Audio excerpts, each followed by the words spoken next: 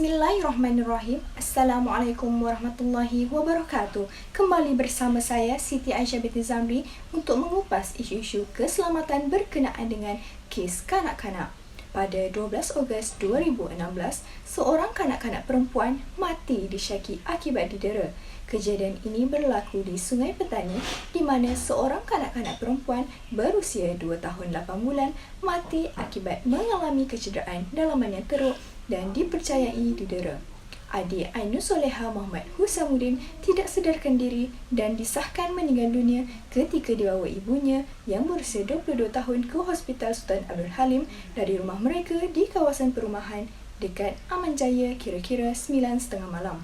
Difahamkan, mangsa juga pernah dimasukkan ke hospital pada Januari lalu akibat didera oleh pengasuhnya.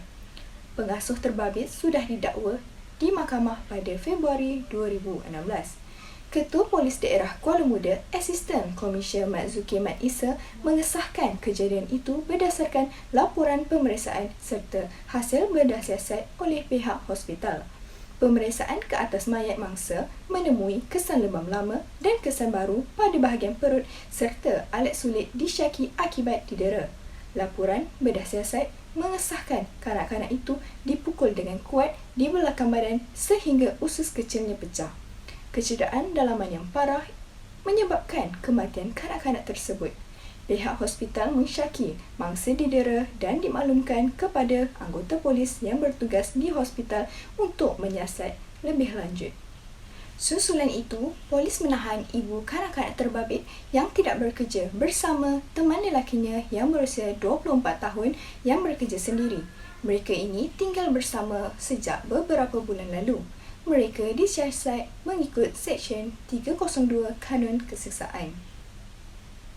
Sekarang kita pergi kepada kes yang kedua, iaitu pada 2 Jun 2018, seorang bayi tercampak dari kereta. Detik cemas sepasang suami isteri kehilangan bayi lelaki selepas tercampak dari kereta yang dinaiki terjatuh ke dalam gaung. Dalam kemalangan di kilometer 64 Lebuh Raya Karak menghala ke Kuala Lumpur kira-kira jam 9 malam.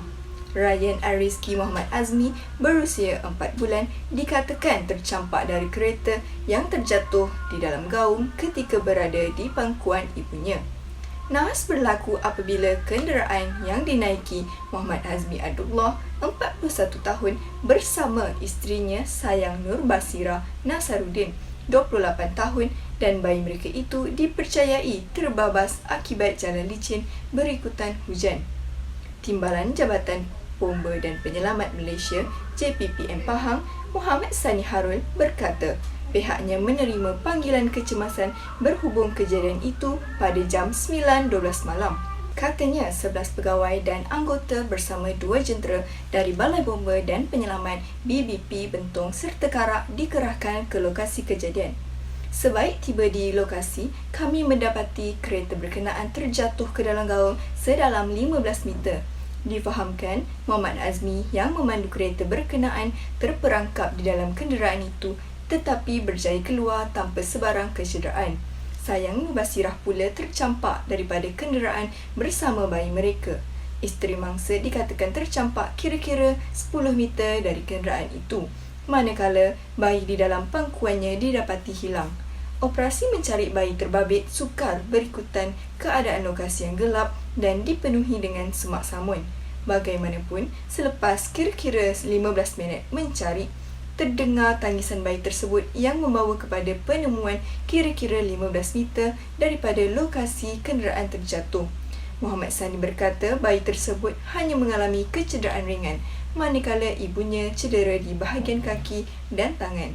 Kedua-dua mangsa dibawa ke Hospital Bentong untuk rawatan lanjut.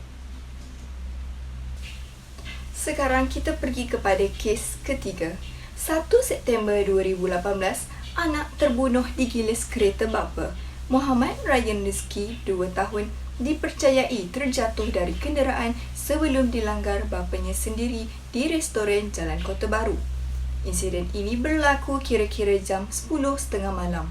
Muhammad Ryan Rizki meninggal dunia di tempat kejadian akibat kecederaan parah di kepala. Ketua Polis Daerah Kota Baru, Asisten Komisioner Ismail Mat Siddiq berkata, terdahulu mangsa bersama ibu bapanya dikatakan baru selesai makan di sebuah restoran dan mahu menaiki kereta mereka untuk pulang ke rumah. Mangsa dan bapanya yang berusia 38 tahun masuk ke dalam kereta Proton Iris sebelum kanak-kanak itu diletakkan di tempat duduk penumpang di hadapan. Mangsa dilihat menyandar pada pintu hadapan sebelah kiri. Ibu kanak-kanak itu berada di luar kemudian dikatakan membuka pintu berkenaan dan mangsa terjatuh keluar kereta. Bapanya yang terkejut cuba menyelamatkan mangsa. Bagaimanapun dipercayai tertekan pedal minyak lalu menggilis kanak-kanak tersebut. Mayat kemudian dibawa ke Hospital Raja Perempuan Zainab untuk dibedah siasat. Sekarang kita beralih kepada berita seterusnya. Pada 10 April 2019, bayi lelaki meninggal dunia disyaki akibat tersedak susu. Johor Bahru, seorang bayi lelaki yang berusia 4 bulan meninggal dunia di rumah pengasuhnya di Jalan Merdeka, Kampung Melayu, Majidi. Kejadian kira-kira jam 2 petang itu disedari pengasuhnya apabila mendapati bayi berkenaan, Haras Muhammad Hafiz, tidak sedarkan diri.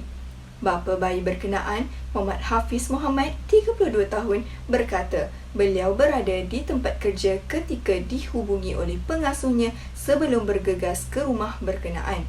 Katanya, apabila saya melihat anak saya tidak sedarkan diri dan keadaannya sudah menjadi pucat serta kebiru-biruan, dianya terus membawa anaknya menaiki motosikal untuk ke klinik kesihatan yang berhampiran. Muhammad Hafiz dapat merasakan anaknya sudah meninggal dunia dan ianya amat rasa terkilan. Masa saya pegang tu memang saya dah boleh agak dah tahu anak saya dah meninggal sebenarnya. Daripada bila kan anak saya masih lagi menangkap saya boleh terima. Masalah saya sampai anak saya dah meninggal. Tak ada respon daripada rumah pengasuh, saya ke KK Kampung Melayu Majidi pun tak ada respons lepas CPR daripada nurse dan doktor. Anak saya dah meninggal daripada saya ambil daripada rumah dia lagi. Itu saya masih macam terkilan kan sebab saya tak sempat tengok dia yang terakhir lah sebelum dia tutup mata kan. Muhammad Hafiz ketika ditemui di Jabatan Perubatan Forensik Hospital Sultanah Aminah berkata ketika anak bongsu daripada 3 adik-beradik itu dirujuk ke klinik kesihatan Kampung Melayu Majidi, bantuan kecemasan termasuk bantuan pernafasan CPR telah diberikan. Namun, ianya tiada tindak balas.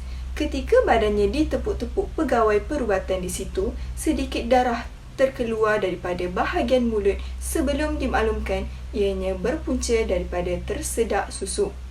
Bayi berkenaan kemudian dibawa ke Hospital Sultanah Aminah dengan menaiki ambulans. Namun, ianya masih tiada tindak balas. Laporan dibuat di Ibu Pejabat Polis Daerah IPD Johor Bahru Selatan JBS pada jam 5.23 petang. Sekarang kita pergi kepada kes yang terakhir, iaitu pada 30 Januari 2021, kanak-kanak maut lemas di dalam tong disyaki didera. Di Melaka, seorang kanak-kanak berusia 7 tahun meninggal dunia selepas dipercayai didera ibu kandungnya dan bapa tirinya pada petang Jumaat. Dalam kira-kira jam 4 petang, kanak-kanak malang itu didakwa meninggal lemas di dalam tong air di rumahnya di Taman Krubung Jaya. Ketua Jabatan Siasatan Jenayah Melaka, Asisten Komisioner Muhammad Shukri Kaman berkata, bagaimanapun siasatan mendapati terdapat kecederaan pada fizikal badan mangsa. Hasil pemeriksaan fizikalnya, terdapat kesan lebam dan kecederaan di beberapa anggota badan kanak-kanak yang berusia 7 tahun itu. Bilik Gerakan Melaka Tengah menerima panggilan daripada seorang lelaki yang memaklumkan bahawa anaknya mati lemas di dalam tong air rumahnya di Taman Krubung Jaya. Berikutan itu, polis telah menahan ibu dan bapa tirinya masing-masing berusia 32 tahun dan 38 tahun. Kanak-kanak yang tinggal bersama ibu dan ayah tirinya itu telah dicederakan dan siasatan lanjut dijalankan di bawah Seksyen 302 Kanun Kesisaan, iaitu kerana melakukan pembunuhan. Dan mayat telah dibawa ke Jabatan Forensik Hospital Melaka untuk pemeriksaan selanjutnya. Sekian, itu sahaja daripada saya mengenai dengan berita kes keselamatan kanak-kanak. Diharapkan ibu bapa di luar sana dapatlah mengambil iktibar daripada apa yang berlaku. Oleh yang demikian, sebagai ibu bapa yang bertanggungjawab mestilah menjaga keselamatan anak-anak supaya anak-anak ini dapat dipelihara dan dijaga dengan baik. Sekian, itu sahaja berita daripada saya. Terima kasih. Assalamualaikum dan salam.